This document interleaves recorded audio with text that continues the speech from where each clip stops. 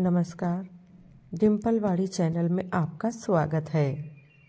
न जाने कैसे उसका पांव सीढ़ियों पर फिसला और वह नीचे लुढ़कती ही चली गई। 15 सीढ़ियां हैं हमारे यहाँ ऊपर कमरे में जाने के लिए। वह नीचे उतर रही थी कि पांव मुड़ा और वह खुद को संभाल नहीं पाई। शायद साड़ी में पैर फंसा था, खून से लथपथ हो गई थी। मैं तो एकदम घबरा गया। उसी समय प्रेस वाला कपड़े लेने आया था। उसी ने एम्बुलेंस को फ़ोन किया। उसी की मदद से हॉस्पिटल लाया मैं वंदना को। सिर फट गया था, नहीं बच सकी वह। माँ की यह हालत देख महीनों सदमे में रहा अनुज। मेरे लिए भी यह विश्वास कर पाना आसान नहीं था कि वंदना चली गई है। इसलिए सोचा दूसरी शादी कर लूँ। यकीन मानिए मैं ऐसा सिर्फ अनुज के लिए कर रहा हूँ। कितने दिनों तक हर मिलने वाले व्यक्ति के सामने यही बात दोहराता रहा नकुल। हर किसी के मन में उसके प्रति सहानुभूति थी और इस बात की सहमति भी कि उसे दूसरी शादी कर लेनी चाहिए। 8 महीने बाद नकुल ने रेवा से शादी कर ली। पहली रात उसने वही बात उसके सामने दोहराई जो पिछले 6 महीने से वह सबसे कहता आ रहा था। तुम बिल्कुल परेशान मत हो, मैं हमेशा तुम्हारा और अनुज का ध्यान रखूंगी। दुल्हन के जोड़े में खड़ी रेवा ने कहा। मैं अनुज को माँ का प्यार दूंगी हमेशा। तुम बहुत अच्छी हो रेवा, इसीलिए तो मुझे तुमसे प्यार हो गया है, नकुल ने उसे बाहों में भरते हुए कहा। हालांकि शुरुआत में 8 वर्ष के अनुज के लिए उसे माँ का दर्जा देना आसान नहीं था, पर रेवा ने उसे इतना प्यार दिया कि उन दोनों के बीच एक मजबूत रिश्ता कायम हो गया। नकुल जैसा पति और अनुज जैसा बेटा पाकर रेवा खुश थी। नकुल उसका बहुत ख्याल रखता था, दिल खोलकर उस पर प्यार बरसाता। उसके पिता के घर हमेशा पैसों की तंगी रहती और यहाँ वह जो एक चाहे खरीद सकती थी। सबसे अच्छी बात उसे ये लगती कि नकुल हमेशा दूसरे लोगों की सहायता करता रहता। वह समय समय पर रक्तदान भी करता रहता था। उसने वंदना के अंगों का भी दान किया था। नकुल की पहली पत्नी को गुजरे 1 साल हो गया था। एक दिन हॉस्पिटल से फ़ोन आया कि ट्रांसप्लांट करने के लिए तुरंत किसी ऐसे डोनर की ज़रूरत है जो अपना हृदय दान दे सके। नकुल ने अस्पताल के अधिकारी को आश्वस्त किया कि वह जल्दी ही किसी डोनर को ढूंढ लेगा। रेवा ने यह सुना तो उसने गर्व से नकुल को देखा और अंदर चली गई। उसके जाने के बाद नकुल ने जो कहा वह उसने नहीं सुना था। मैं हमेशा अपना वादा निभाता हूँ, लेकिन इनाम कुछ बड़ा देना होगा अब से। आसान कहाँ होता है डोनर जुटाना। मैं वंदना से कितना प्यार करता था, पर फिर भी उसके आर्गन डोनेट किए। रोज़ ही लोगों को अंगदान करने के लिए प्रोत्साहित करता हूँ ताकि वे हॉस्पिटल जाकर इसके लिए रजिस्टर कर सकें। अगले दिन जब रेवा किचन में काम कर रही थी तो नकुल ने पीछे से आकर उसे बाहों के घेरे में कस लिया। रेवा को चूमते हुए उसने पूछा, क्या तुम ऐसे किसी व्यक्ति को जानती हो जिसका ब्लड ग्रुप O पॉजिटिव हो? कुछ पल सोचने के बाद रेवा बोली, नहीं, ऐसा तो कोई नाम दिमाग में नहीं आ रहा। क्या बात है, किसी को क्या खून की ज़रूरत है? तुम भी लोगों की मदद करने के चक्कर में दिन रात परेशान रहते हो।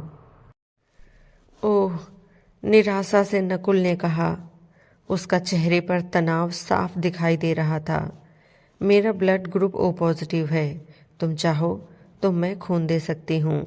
नहीं नहीं, इसकी ज़रूरत नहीं पड़ेगी, मैं कर लूँगा कोई इंतज़ाम। मैं तुमसे बहुत प्यार करता हूँ। तुम्हारे खून का एक एक कतरा मेरे लिए अनमोल है। मैं आता हूँ अभी। रेवा को कुछ समझ नहीं आ रहा था कि वह क्या करे। नकुल का व्यवहार भी उसे इस समय अजीब लग रहा था। नाश्ता करने के लिए वह उसे बुलाने गई तो उसने देखा कि कमरे में वंदना की फ़ोटो के सामने खड़ा रो रहा है। वंदना, तुम क्यों चली गई? तुम्हारी बहुत याद आती है मुझे। मैं तुमसे बहुत प्यार करता था, आज भी करता हूँ, लौट आओ वंदना। यह देख रेवा की आंखें भी गीली हो गईं। उसने नकुल को बाहों में भर लिया। थोड़ी देर बाद नकुल काम पर चला गया। रेवा का मन किसी काम में नहीं लग रहा था। अनुज जब स्कूल से लौटा तो बोला, मुझे आपको कुछ बताना है। वह इतने समय में यह तो जान गई थी कि अनुज अपने पापा से डरता है, उनके पास जाने से कतराता है। हालांकि कई बार वजह पूछने पर भी उसने कुछ नहीं बताया था।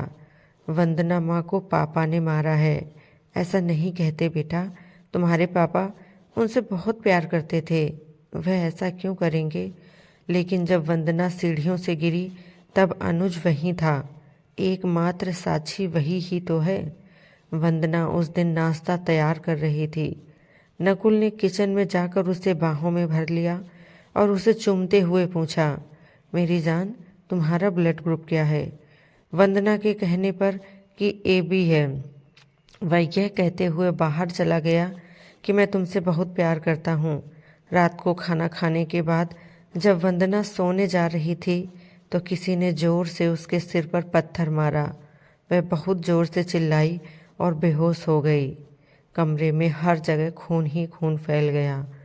माँ की आवाज़ सुन अनुज कमरे में आया। उसने देखा कि नकुल के हाथ में जो पत्थर है उसमें से भी खून टपक रहा है। उसके बाद नकुल ने किसी को फ़ोन करके कहा कि डोनर मिल गया है। उसका लीवर और हार्ट दोनों ले सकते हैं, लेकिन रकम बड़ी देनी होगी। यह सुनकर रेवा हैरान रह गई। नकुल के प्यार के सामने उसे अनुज की हर बात झूठ लग रही थी। फिर अचानक वह सुबह जो हुआ उसके बारे में सोचने लगी। नकुल ने भी उससे पूछा था कि ब्लड ग्रुप क्या है, तो क्या वह उसे भी मार देगा। पसीने से लथपथ रेवा ने अनुज को सीने से लगा लिया और रोते हुए बोली, मुझे बचा लो, हम दोनों यहाँ से चले जाएंगे। नकुल घर आया। लगातार बेल बजाने पर भी किसी ने दरवाज़ा नहीं खोला। उसने डुप्लीकेट चाबी से दरवाज़ा खोला तो उसे रेवा की आवाज़ सुनाई दी जो ऊपर के कमरे से आ रही थी। वह रोते हुए कह रही थी, मुझे बचा लो अनुज, वह मुझे मार डालेगा। नकुल समझ गया कि रेवा सच जान गई है। वह पीछे के बगीचे में गया और वहाँ से एक भारी पत्थर उठाया और सीढ़ियों पर चुपचाप कदम रखते हुए ऊपर चढ़ा। उसे देखते ही रेवा और अनुज दोनों के चेहरे पीले पड़ गए। मुझे मत मारना नकुल, हम दोनों यहाँ से चले जाएंगे। तुम तो मुझसे प्यार करते हो ना, मैं भी तुमसे बहुत प्यार करती हूँ, फिर क्यों तुम मेरी जान लेना चाहते हो। नकुल हंसने लगा। उसकी कुटिल हंसी चारों ओर गूंजने लगी। रेवा उसका यह रूप देख हैरान रह गई। उसे प्यार से छूने वाला इंसान क्या इतना क्रूर हो सकता है। नकुल उसे घसीटता हुआ सीढ़ियों तक ले आया। अनुज ने रेवा को बचाने की बहुत कोशिश की, पर नकुल ने उसे कमरे में बंद कर दिया। नकुल ने रेवा को प्यार भरी नज़रों से देखा, उसके गालों को चूमा और जोर से पत्थर उसके सिर पर दे मारा। फिर बोला, मैं भी तुम्हें बहुत प्यार करता हूँ, इतना प्यार। अनुज को रेवा की चीख सुनाई दी। 8 महीने बाद नकुल किसी से कह रहा था, मेरी दोनों पत्नियों की सिर फटने से मौत हो गई। न जाने कैसे रेवा का पांव सीढ़ियों पर फिसला और वह नीचे लुढ़कती ही चली गई। 15 सीढ़ियां हैं हमारे यहाँ नीचे से ऊपर के कमरे में जाने के लिए। वह नीचे उतर रही थी कि पांव मुड़ा और शायद वह संभाल नहीं पाई। साड़ी में पैर फंसा था, खून से लथपथ हो गई थी। मैं तो एकदम घबरा गया। उसी समय प्रेस वाला कपड़े लेने आया। उसी ने एम्बुलेंस को फ़ोन किया। उसी की मदद से हॉस्पिटल लाया मैं रेवा को। सिर फट गया था, नहीं बच सकी वह। माँ की ये हालत देख महीनों सदमे में रहा अनुज। मेरे लिए भी ये विश्वास कर पाना आसान नहीं था कि रेवा चली गई। इसीलिए सोच रहा हूँ कि फिर से शादी कर लूँ। यकीन मानिए, मैं ऐसा सिर्फ अनुज के लिए कर रहा हूँ। कैसी लगी आपको ये कहानी, कमेंट करके ज़रूर बताएं। चैनल को सब्सक्राइब, वीडियो को लाइक और शेयर करें। पूरा वीडियो देखने के लिए आपका बहुत बहुत धन्यवाद। जय श्री राम।